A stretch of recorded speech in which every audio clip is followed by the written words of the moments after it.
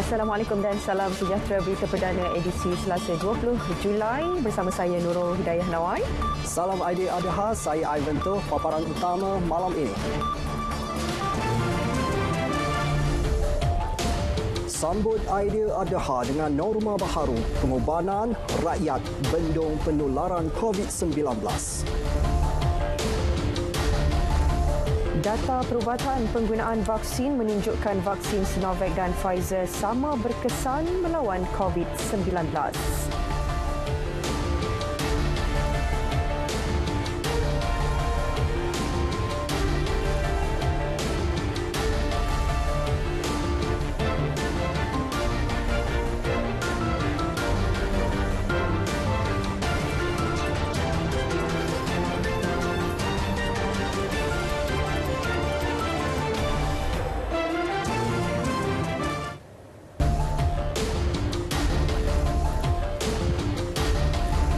Seperti tahun lepas, tahun ini juga merupakan tahun kedua buat umat Islam meraihkan Aidiladha dalam norma baharu. Itulah pengorbanan demi memutuskan rantaian COVID-19.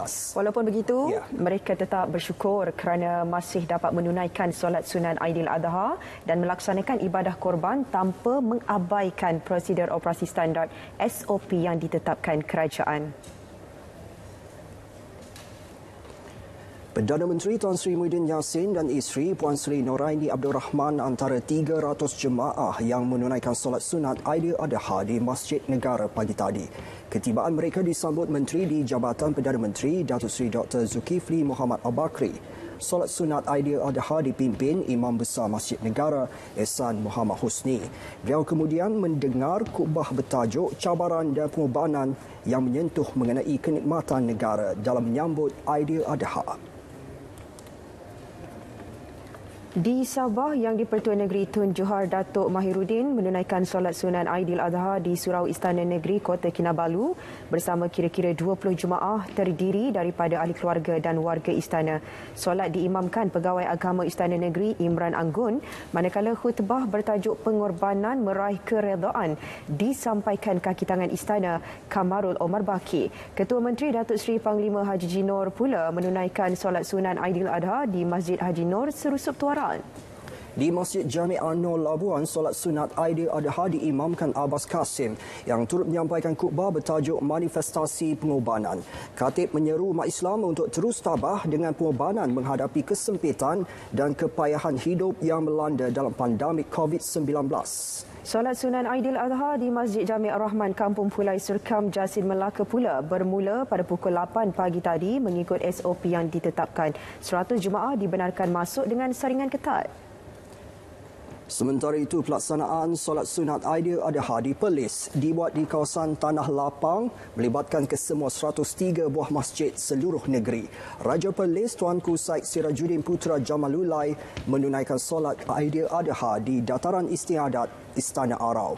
Turut berangkat Raja Muda Perlis Tuanku Said Faizuddin Putra Jamalulai disertai lebih 300 Korea Kota Diraja Arau serta kepimpinan kerajaan negeri. 100 orang jemaah hadir bagi melaksanakan solat sunat Aidiladha di Masjid Zahir Al-Ustar. Imam satu Masjid Negeri Kedah Khairul Firdaus Abu Bakar berkata, jumlah jemaah yang dibenarkan itu sebagai tanda pematuhan terhadap ketetapan yang diputuskan Jabatan Hal Ehwal Agama Islam Negeri Kedah. Dan ibadah korban yang menjadi tuntutan kepada umat Islam berkemampuan mula dilaksanakan sebaik selesai solat sunat Aidiladha. Ibadat itu dilakukan mengikut SOP yang ditetapkan bagi membendung kes COVID-19 yang mencatat lebih 10,000 kes sejak beberapa lalu. Di Masjid Sultan Muhammad II, teliput Kota Baru ibadah dilakukan mengikut SOP yang ditetapkan Majlis Agama Islam dan Adat Istiadat Melayu Kelantan. Hanya 10 petugas diamanahkan untuk menyembelih 10 ekor lembu hari ini dan esok. Manakala 15 petugas lagi akan terlibat memotong dan mengagihkan daging kepada penerima yang layak. Di Perak, Esko Negeri Razman Zakaria berkata semua pihak harus memainkan peranan bagi memastikan tiada penularan COVID-19 tak kala kebenaran diberikan untuk mengerjakan ibadah kurban. Beliau menyampaikan 72 bungkus daging kurban kepada petugas barisan hadapan dan penduduk apartmen Tropicana Bukit Merah yang dikenakan Perintah Kawalan Pergerakan diperketatkan. Bantuan merupakan sebahagian daripada 17 ekor lembu yang disumbangkan Pusat Khidmat Adun Gunung Semanggol kepada penduduk di sekitar Bagan Serai. Penetapan hanya 5 ekor lembu dibenarkan disembelih sehari untuk ibadah korban dipatuhi pengurusan Masjid Jami Ar-Rahman Kampung Pulai Serkam. Pengerusi masjid Rizal Ramli berkata pihaknya akan menyembelih 14 ekor lembu dalam tempoh 3 hari Aidiladha. Seramai 25 petugas akan membantu proses penyembelihan termasuk pengagihan.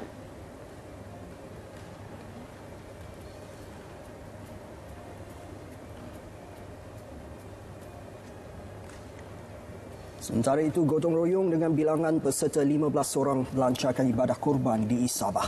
Di Masjid Duyufur Rahman, Kampung Lok Kawi baru 15 ekor haiwan kurban disembelih. Pengerusi Masjid Radik Taim mengucapkan terima kasih kepada penduduk kerana tidak berkumpul seperti kebiasaan ibadah kurban dilakukan. Sementara itu, di Beluran, 71 ekor haiwan korban akan disembelih sepanjang Aidiladha ini. Pejabat Parlimen Beluran pula menyumbang 22 ekor lembu untuk diagih kepada 3 kawasan iaitu Labuk, Sugut dan Telupit. Meskipun warga kota tidak pulang beraya di kampung berikutan larangan rentas negeri dan daerah, sambutan Aidiladha hanya disambut sederhana bersama keluarga tanpa tradisi kunjung-mengunjung. Di Kampung Baru yang merupakan penempatan orang Melayu terbesar di ibu negara juga lokasi tumpuan pelbagai jualan dilihat agak lengang, tidak seperti kebiasaan. Kita ikuti tinjauan yang disediakan wartawan Nur Hila Razali. Rakyat Malaysia akur Hari Raya Aidiladha tahun ini terpaksa disambut secara sederhana bagi mengawal penularan COVID-19. Tinjauan saya mendapati mereka menyambut baik prosedur operasi standard SOP yang ditetapkan di bawah Fasa Pelan Pemulihan Negara. Bagi penduduk Kampung Baru, pematuhan SOP adalah perkara wajib dan perlu dipatuhi sekiranya ingin kembali kepada kehidupan normal seperti sebelum pandemik melanda. Kita beraya dengan anak-anak saja. Jadi kawan-kawan atau rumah pun tak boleh. Kita pun dengan keadaan sekarang takutlah kan benda-benda yang tak nampak ni. Jadi beraya di rumah saja dengan keluarga. Memang rasanya dah 2 tahun kan kita sederhana saja kan. So untuk tahun ni pun rasanya macam tak ada beza sangatlah. Cuma yang kita expect tu COVID ni makin berkurang lah. Waktu ni sebab kita kan tengah sambut perayaan, jadi risau benda tu jadi kluster Hari Raya Aidiladha pula nanti. Itulah sebab kes pun makin teruk kan. Itulah harapnya kita sebagai rakyat ni pun di samping kerajaan yang membuat pelbagai SOP kita kena ikut dah pada saya kan. Barulah kes ni boleh turun. Sememangnya penularan pandemik bukan sahaja memberi kesan kepada aktiviti sosial masyarakat, malah turut menjejaskan ekonomi penduduk. Namun, menurut Muhammad Syafaat, peniaga lemang di Kampung Baharu, ketentuan itu harus dihadapi dengan tenang dan diakur miskin pun jualan merosot. Jika Aidiladha tahun lalu, 3,000 batang berjaya dijual. Namun, tahun ini hanya sekitar 1,000 batang. Aku. Sebab saya buka sampai pukul 8, biasa pukul 10 makanan kan. Pukul 10, pukul 8 dah tak ada orang lah. Macam pukul 8 tu seorang 2 orang. Memang kosong. Dah tak ada orang lah. Dekat mana-mana. Coket, siapa yang tak tahu coket kan. Coket mesti tiap-tiap hari raya mesti full. Tapi tahun ni kurang. Memang kurang. Sejak kenaikan COVID ni 13,000 memang kurang. Semalam, Yang di-Pertuan Agong menzahirkan agar seluruh rakyat terus cekal dan bersabar kerana masih diberi kesihatan serta kekuatan untuk menyambut Aidiladha bersama keluarga tercinta. Penularan pandemik COVID-19 sememangnya memerlukan pengorbanan tinggi dan ikhlas dalam semua aspek tanpa merasakan ia adalah beban. Sebaliknya, merelakan ia sebagai satu hikmah demi keselamatan dan kesejahteraan negara. Nur Hila Razali, Berita RTM. Yang ketika umat Islam bersama-sama keluarga menyambut Hari Raya Aidiladha, petugas barisan hadapan tetap setia berkorban masa dan tenaga memastikan sasaran program imunisasi COVID-19 kebangsaan dicapai mengikut ketetapan. Ikuti laporan wartawan Ravi Sambugam yang meninjau suasana sambutan Raya Aidiladha bersama petugas Pusat Pemberian Vaksin Pusat Convention Bangi Avenue.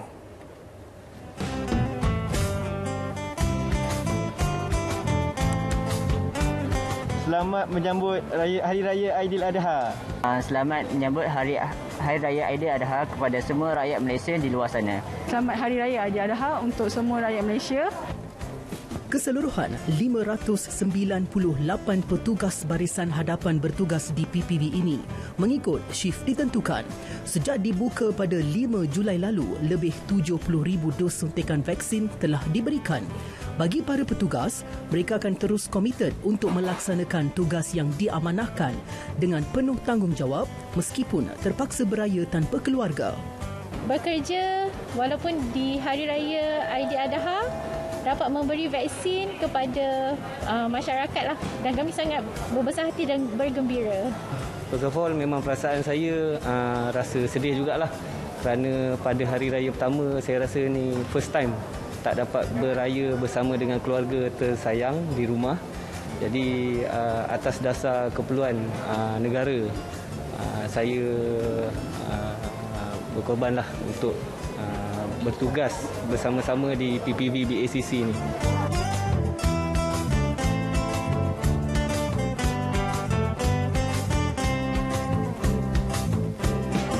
Sempena sambutan Hari Raya Aidiladha yang diraihkan hari ini, kita tidak sepatutnya lupa beban berat yang dilaksana oleh petugas barisan hadapan ketika berdepan pandemik COVID-19 di negara ini.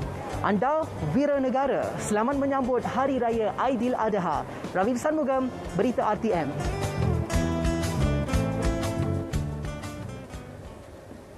Ini pula keadaan di Pusat Pemberian Vaksin PPV UiTM Puncak Alam. Sambutan Aidiladha secara kecil-kecilan turut diadakan bagi meraikan kesemua 240 petugas. Kita bersama wartawan Siti Nurul Husna Buhari yang meninjau keadaan di sana.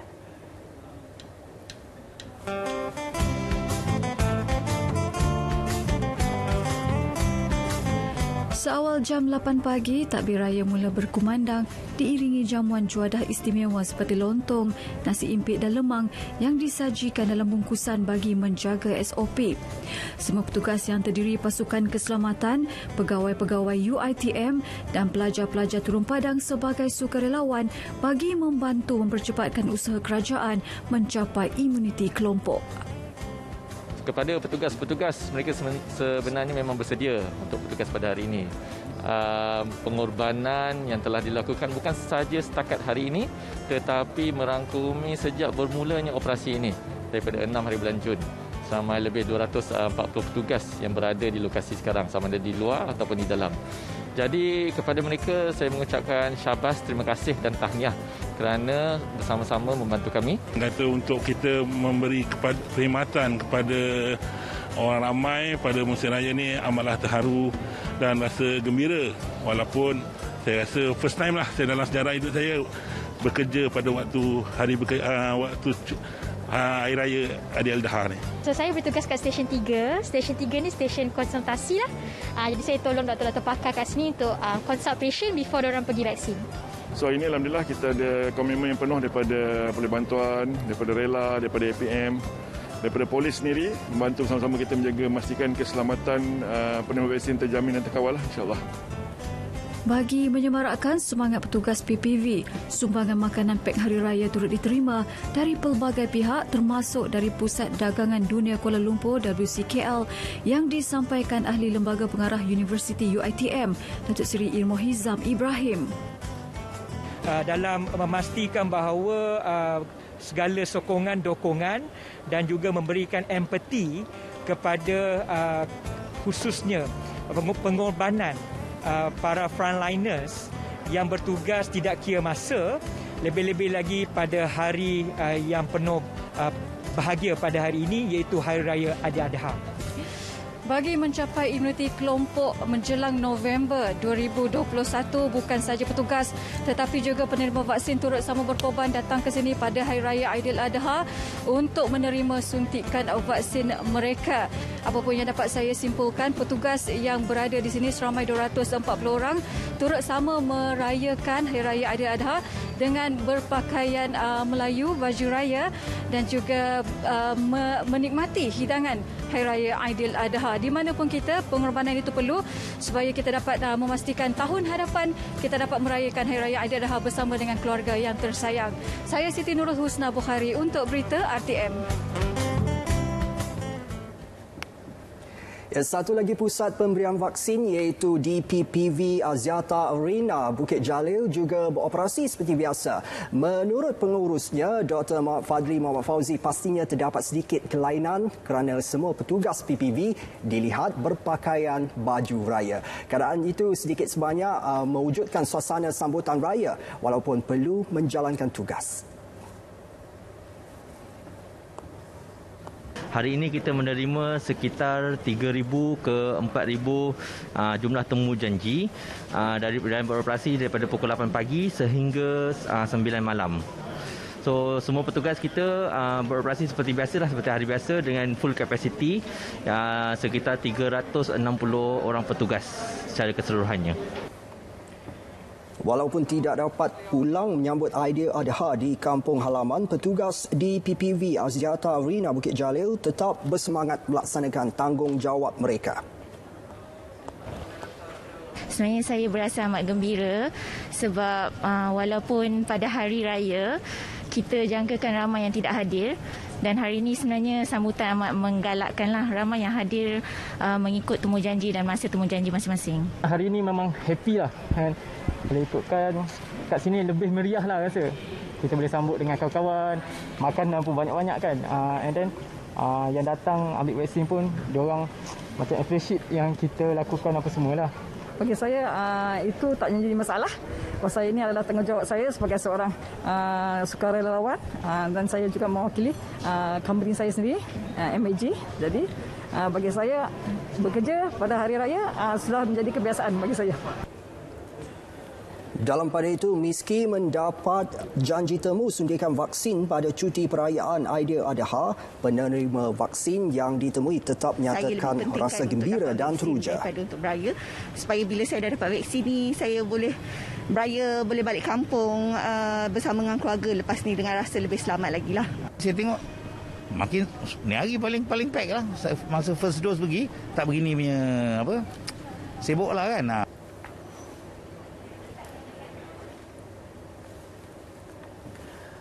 Program imunisasi COVID-19 kebangsaan terus mencatatkan kemajuan seperti yang disasarkan. Semalam saja sebanyak 424,936 dos suntikan vaksin telah diberikan kepada penerima, iaitu 282,106 untuk penerima dos pertama dan 142,830 individu lengkap dos kedua. Ia menjadikan jumlah pemberian vaksin setakat ini melebihi 14.77 juta dos suntikan. Kita ikuti data harian dan kumulatif vaksinasi mengikut negeri. Vaksin Sinovac dan Pfizer memberi kesan yang hampir sama dalam melawan virus COVID-19. Jelas Ketua Pengarah Kesihatan Tan Sri Dr. Noor Hisham Abdullah. Data perubatan itu berdasarkan laporan diterbitkan New England Journal of Medicine mengenai pengalaman Sinovac di Chile bermula Februari hingga Mei lalu, dan kajian melibatkan 4.2 juta individu diberi vaksin lengkap berbanding 5.5 juta penduduk yang tidak diberi vaksin. Dan berkongsi maklumat di Facebook, jelas Tan Sri Dr. Noor Hisham, Sinovac didapati boleh mengurangkan jangkitan COVID-19 sebanyak 65.9% dan mengurangkan rawatan di hospital sebanyak 87.5%. Vaksin itu juga mengurangkan jumlah pesakit ditempatkan di ICU sebanyak 90.3% dan mengurangkan kadar kematian sebanyak 86.9%. Ujian Pfizer yang melengkapkan keberkesanan 95% adalah sangat kecil dan hanya menganalisis 170 kes COVID-19 melibatkan sekumpulan 8 individu yang divaksinasi dan 162 orang yang tidak divaksinasi. Data itu menunjukkan tidak banyak perbezaan antara vaksin Sinovac keluaran China dan Pfizer oleh syarikat bioteknologi Jerman.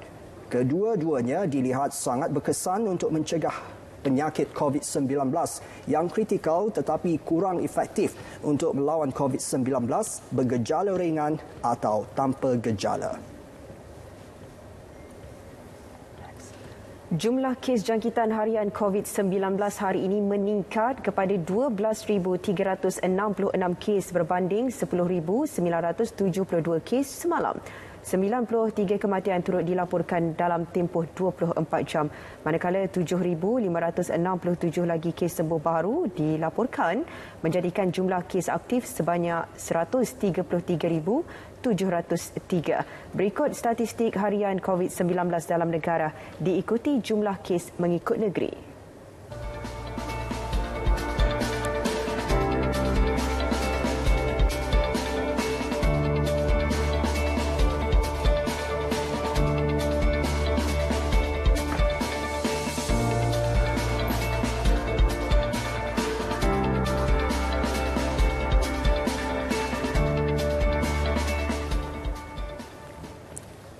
Daripada 12,366 kes harian yang dilaporkan hari ini, 7,327 kes atau 59.3% adalah jangkitan tidak bergejala atau dalam kategori 1.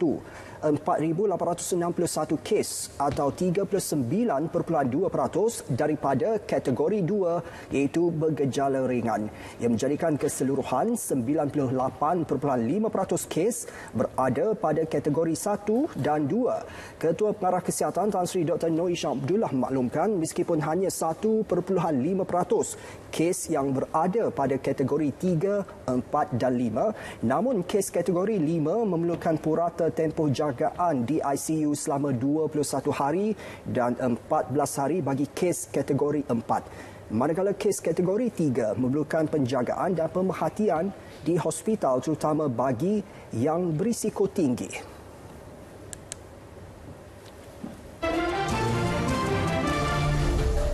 Wajarkah penutupan kilang dilaksanakan secara menyeluruh?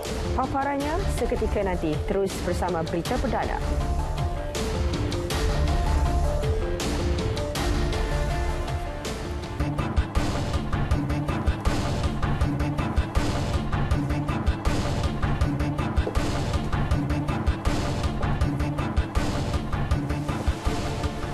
Baik, kita ke perkembangan ekonomi. Pengekalan penarafan oleh agensi penarafan antarabangsa Fitch Ratings membuktikan daya tahan ekonomi negara dalam persekitaran tidak menentu. Pengekalan penarafan terbitan jangka panjang Malaysia berdenominasi mata wang asing pada BBB+ itu juga mencerminkan prospek dan asas pertumbuhan negara jangka sederhana yang kukuh. Melalui satu kenyataan, Menteri Kewangan Tengku Datuk Seri Zafrul Tengku Abdul Aziz menyatakan negara mencatatkan lebihan akaun semasa yang stabil disokong kepelbagaian pasaran dan produk ekspor. Ia turut disumbang reserve antarabangsa mencukupi, aset luaran bank dan korporat yang besar serta kedudukan luaran mata wang asing bersih berjumlah 1.1 trilion ringgit atau 77% daripada keluaran dalam negara kasar KDNK suku pertama tahun ini. Tengku Zafrul menyatakan kejayaan vaksinasi akan menjadi penentu kepada pemulihan ekonomi negara.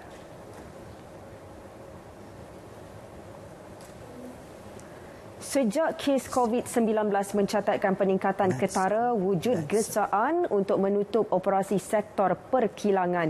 Ramai yang menuding jari menyalahkan sektor itu dan mendakwa operasi kilang menjadi penyumbang utama peningkatan kes positif COVID-19 harian sehingga melebihi 10,000 kes. Persoalannya, wajarkah tindakan menutup kilang dilaksanakan secara menyeluruh? Wartawan Anis Fatin Anwar ada laporannya.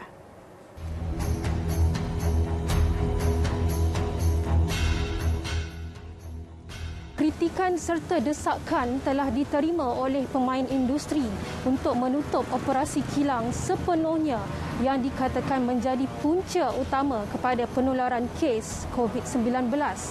Adakah dengan tindakan menutup kilang akan menyelesaikan segala masalah sekaligus menjamin tiada lagi penularan kes COVID-19? Atau adakah ia hanya membawa risiko kepada pemulihan ekonomi negara? Pengarah Eksekutif Sekretariat Majlis Tindakan Ekonomi, Profesor Tan Sri Dr. Nur Azlan Ghazali berpendapat tidak wajar jika operasi sektor perkilangan ditutup secara menyeluruh. Sebaliknya, perlu pendekatan lebih bersasar. Ini memandangkan sebahagian besar kes positif bersifat sporadik dikesan dalam komuniti dan sukar dikaitkan dengan mana-mana kluster. Kita ada evidence yang mengatakan bahawa syarikat-syarikat, terutamanya syarikat kilang yang besar dan sebagainya, yang mempunyai sistem pengurusan dan sistem pengawasan yang baik, mereka tidak ada masalah, tidak ada jangkitan. Kalau ada pun 1-2 tapi terkawal. Dan jangan kita ambil mudah just because orang nak tutup ini maka kita buat semua. Jadi tak boleh kerana seekor nyamuk, 1-2 nyamuk ni kita nak bakar semua kelambu, tak boleh. Jelasnya, sebagai nadi kepada pemulihan ekonomi negara dengan nilai ekspor melebihi 1 trilion ringgit setiap tahun, sebarang keputusan melulu menutup operasi kilang akan menjejaskan rantaian industri dan pengeluaran global. Seterusnya, mengakibatkan kesan jangka panjang kepada negara. Dan kalau kita tidak dapat memastikan pengoperasian mereka boleh berjalan, maka kita akan berhadapan dengan kerugian jangka panjang. Jadi kehilangan pekerjaan, kejatuhan pelaburan, dan malah bila syarikat besar buat keputusan begitu, banyak lagi syarikat-syarikat kecil yang juga akan terkesan. Jadi di Malaysia, industri kecil dan sederhana kita merupakan network, mereka jaringan kepada syarikat ini. Usaha mengurangkan risiko jangkitan di sektor berkenaan sebenarnya telah dimulakan menerusi program imunisasi industri COVID-19 kerjasama awam swasta atau PIKAS yang akan mempercepat vaksinasi dalam kalangan pekerja industri.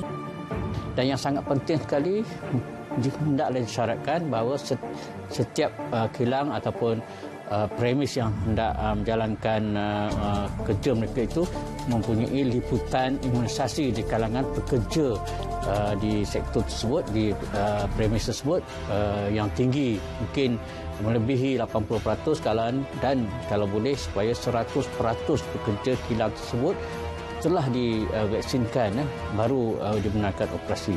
Jadi ini sebenarnya satu cara yang di samping kita dapat mengawal dan mengelakkan jangkitan COVID-19, mengelakkan daripada pencetusan kluster baru, tetapi kita juga dapat menggerakkan ekonomi dengan beroperasinya kilang-kilang tersebut.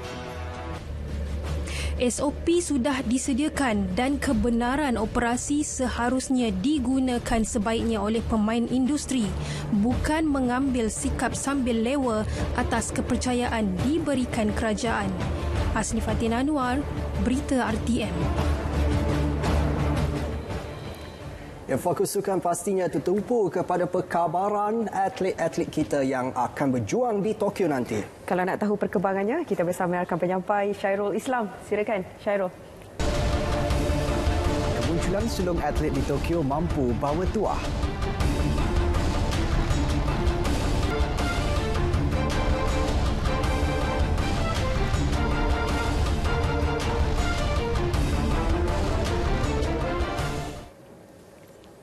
Assalamualaikum, salam sejahtera bersama saya Syairul Islam dalam edisi Sukan. Sukan kita mulakan dengan perkembangan Sukan Olimpik Tokyo 2020. Daripada 30 atlet negara yang bakal berentap di tamasya berkenaan, seramai 12 daripadanya merupakan atlet yang membuat penampilan sulung.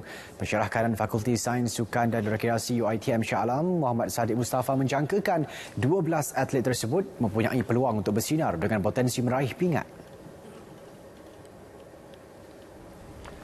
Pandangan Sadiq dilontarkan berdasarkan kedudukan ranking dunia, pengaruh mentor dan persediaan sebelum tamasya. Antara yang menjadi tumpuan untuk menyinar adalah pemain badminton perseorangan lelaki Lee Zijia berdasarkan kejayaan meraih gelaran juara All England serta persiapannya. Selain itu, Sadiq juga memilih Muhammad Shah Firdaus Sharum dari sukan berbasikal track dan atlet memanah Shakira Masahih.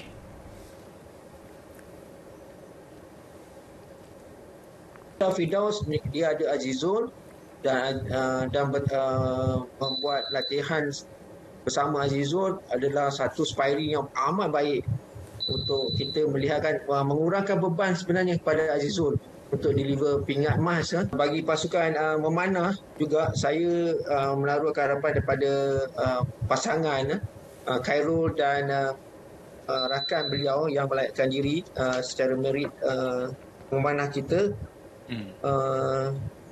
Dia akan bertanding secara dual. Ini bertanding secara dual ni dia agak terbuka sedikit. Walaupun Korea telah mengungguli keseluruhan pingat emas di Brazil dahulu.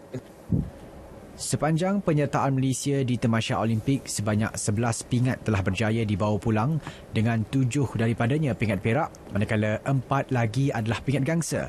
Menariknya, daripada 11 pingat berkenaan, 8 daripadanya disumbangkan oleh atlet yang membuat penampilan pertama di Sukan Olimpik.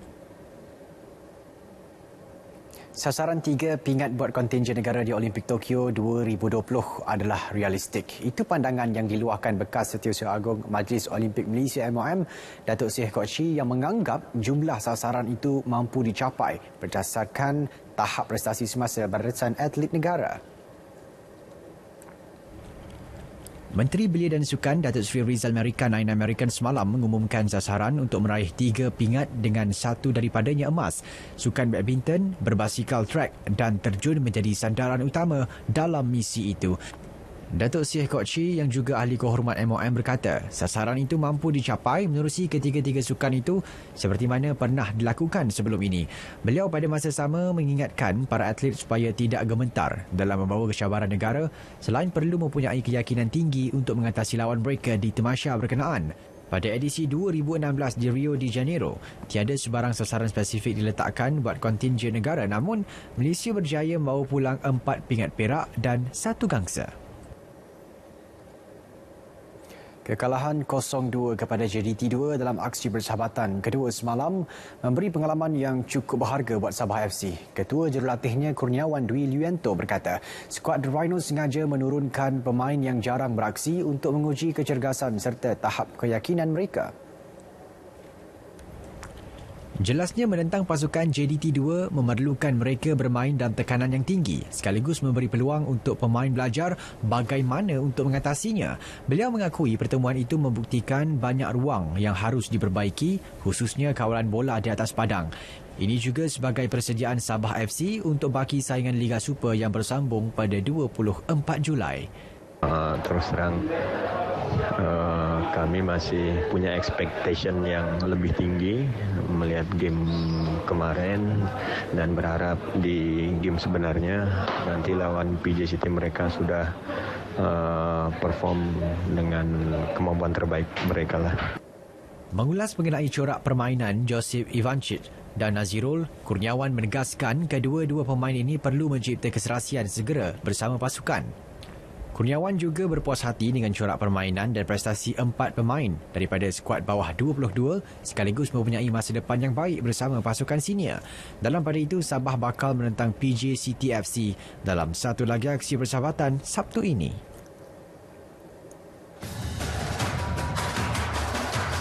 Bersama kita menempuh jalan ini, bangkitlah bersemangat, tegarkanlah jiwa kita semua.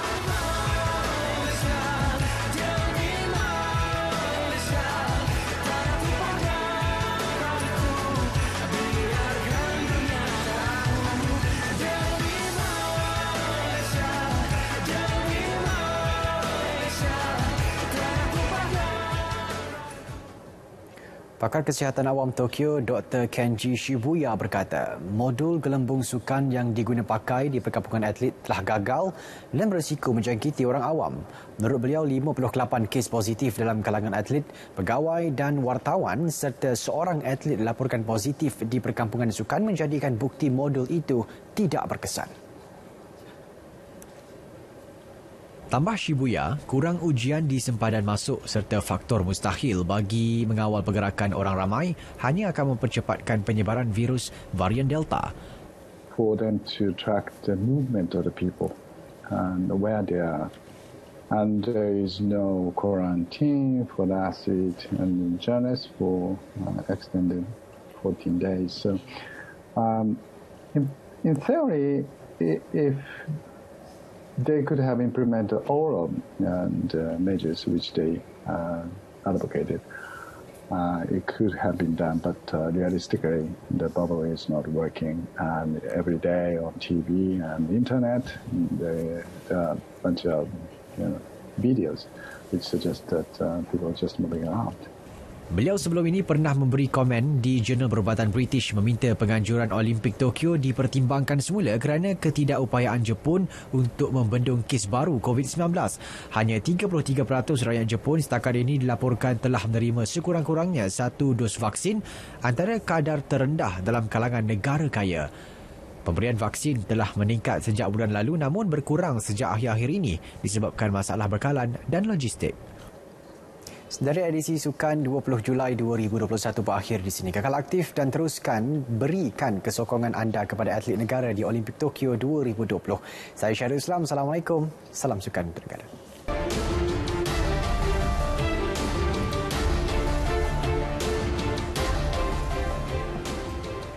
Kementerian Pembangunan Wanita, Keluarga dan Masyarakat menyediakan 3 talian tambahan bagi permohonan program Bako Prihatin Negara berikutan jumlah permohonan yang tinggi. Menterinya Datuk Seri Rina Harun berkata kementerian juga menyediakan medium permohonan alternatif melalui penggunaan Google Form menerusi talian WhatsApp. Dan jelasnya 6,584 permohonan telah pun diterima melalui Bilik Gerakan Jabatan Kebajikan Masyarakat di 108 daerah seluruh negara, talian kasih dan aplikasi WhatsApp. Kita terima banyak permohonan-permohonan melalui talian kasih, ya, dan talian kasih ini kita tahu bukan sekadar menerima panggilan untuk bantuan Bako Prihatin Negara, tetapi juga panggilan untuk menyuarakan isu-isu lain yang berkaitan dengan kementerian juga. Dan mengambil kira tentang keperluan ini, maka kita JKM ya telah pun kementerian telah pun mengambil inisiatif.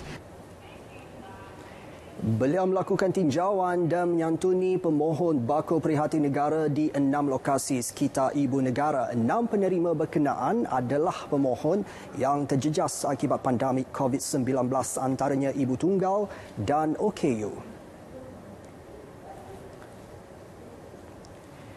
Peringatan dan pemantauan dari semasa ke semasa kepada petugas kesihatan amat dititik berat. Ini bagi memastikan dan mengelakkan berlakunya kesilapan mengenai isu picagari kosong seperti yang telah pun tular baru-baru ini.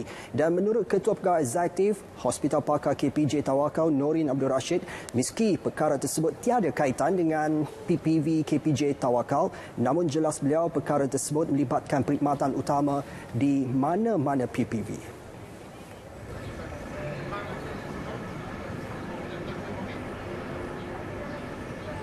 Apa yang kami buat di sini adalah kami setiap hari kami ada training, briefing kepada semua anggota pekerja yang vaksinator kami panggil, supaya mengingatkan mereka hari ini kita akan cocok vaksin apa.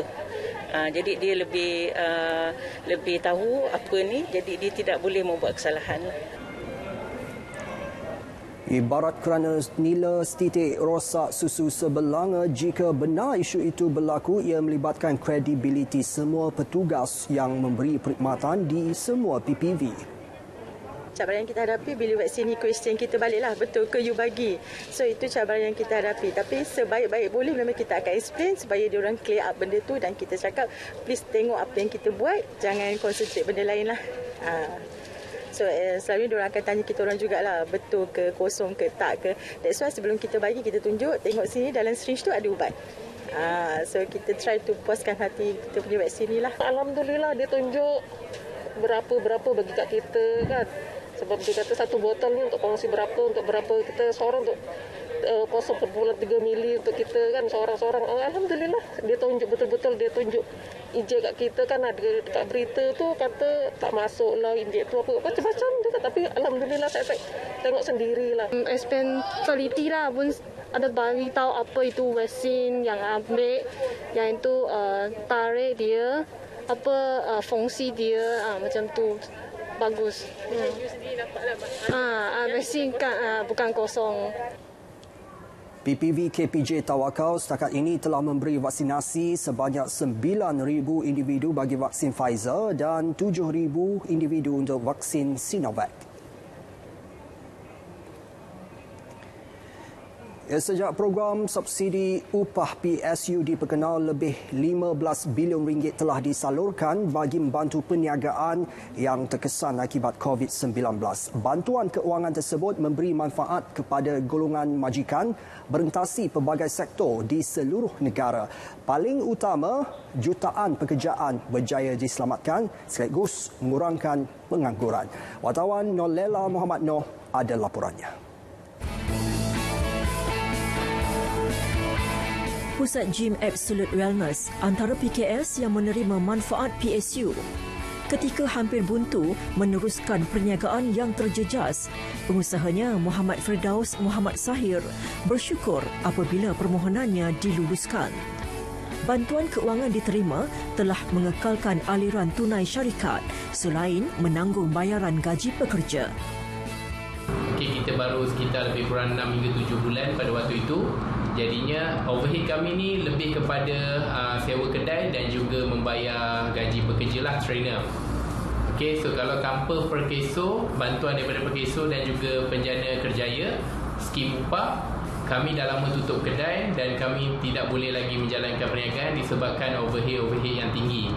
So dengan ada bantuan dan juga tambahan revenue yang kami ada sekarang ni, dapatlah kami masih lagi survive sehingga kini. Bagi Nur Ashrina Amir, PSU telah membantu syarikat teknologi maklumat miliknya kekal bertahan dalam persekitaran perniagaan yang mencabar. Ekosistem syarikat yang terjejas kerana kekurangan pelanggan dan operasi pembekal yang terhad telah diimbangi inisiatif berkenaan. Kami terpaksa mengambil langkah penjimatan yang drastik. Contohnya terpaksa menutup beberapa pejabat operasi kami bagi mengurangkan kos. Kami terpaksa juga membuat pinjaman, terpaksa membuat penjualan aset-aset syarikat bagi memastikan aliran tunai kewangan yang stabil. Jadi dengan adanya program subsidi upah ini sedikit sebanyak membantu pihak syarikat dalam mengurangkan kos pengajian pekerja sedia ada.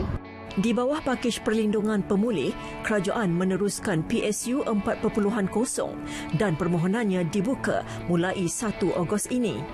Menerusinya, majikan boleh memohon subsidi gaji RM600 sebulan untuk semua pekerja tempatan tanpa had gaji dan terhad kepada 500 orang pekerja.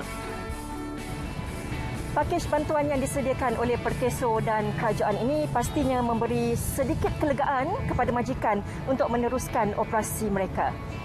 Ia juga dapat mengelak pekerja kehilangan pekerjaan dan punca pendapatan. Inisiatif ini sedikit sebanyak membantu mereka memulihkan kembali operasi syarikat. Manfaatkan peluang ini sepenuhnya demi kelangsungan perniagaan anda sekaligus membantu pembangunan ekonomi negara. Nurlela Muhammad Nur, Berita RTM.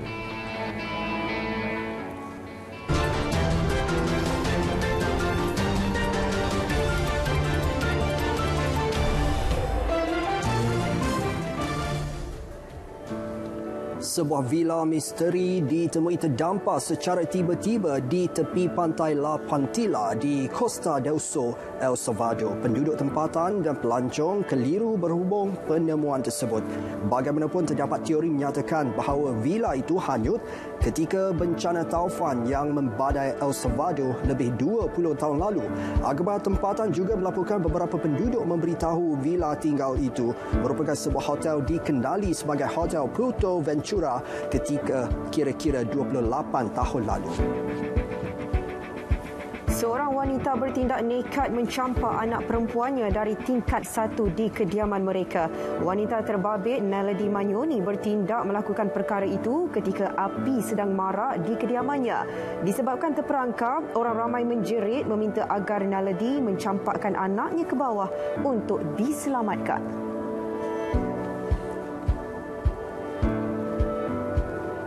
Seorang lelaki yang sedang berlatih mengangkat berat cedera selepas bebanan yang diangkat menimpanya. Lelaki itu, Bryson Jones, nasib baik tidak mengalami kecederaan serius walaupun bebanan 225 kg itu terjatuh dan terkena bahagian perutnya. Video yang memaparkan kejadian itu mendapat lebih 2.8 juta tontonan.